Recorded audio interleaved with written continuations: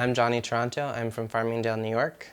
When I was about 5 years old, I remember sneaking downstairs to the basement every morning to watch our VHS copy of The Wizard of Oz every single morning, without fail. And I was obsessed with Judy Garland, and I was obsessed with the ruby slippers, and my mother had a pair of green suede pumps.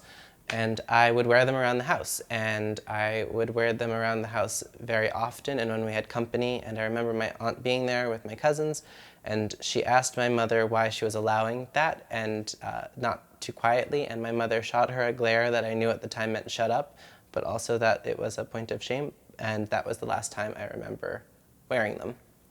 But fast forward a few years to Princess Diana dying, and I was watching her funeral on TV, and I made some kind of dress out of a blanket that was on the couch, and I was within eyesight of my mother, who was in her room, and she called me up and was very angry and very sternly lectured me for doing that and asked me why I was doing that. And I don't remember what I said. I don't even remember what she said. I just remember her being so upset and me being so embarrassed. It affected my mood for the rest of the night. And those kinds of things happened a lot. I think she began to suspect that I was gay. A few weeks later, I went for my annual checkup and had all the tests done, got my vaccinations, was probably nursing a wound. I don't remember my mother asking this, so it was probably done outside of the room when he was giving her results for everything else.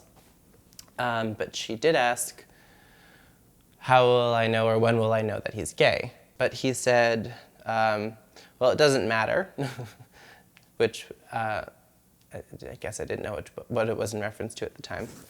And you can't do anything about it. But I can give him a test. And he said, Johnny, who would you rather marry, the Cinderella or the prince?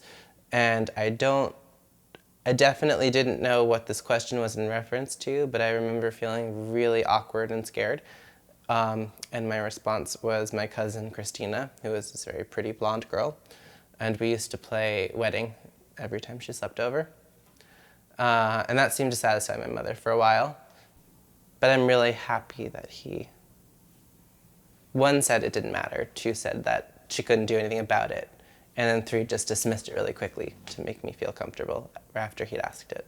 What I would like to say to pediatricians is that they should know that they're in a position to be in a kid's life for a very long time, and that they're authority figures, and that they should keep an open mind and remember that kids are worthy of respect and that they can have a real lasting impact on a kid's life. And my doctor had a very lasting impact on me, and I still remember that story, and I think about it pretty often. And he not only assuaged me at the time, but he assuaged my very nervous mother, and I think he also helped her come to terms with it at a young age, when I was also at a young age, and to learn to accept it.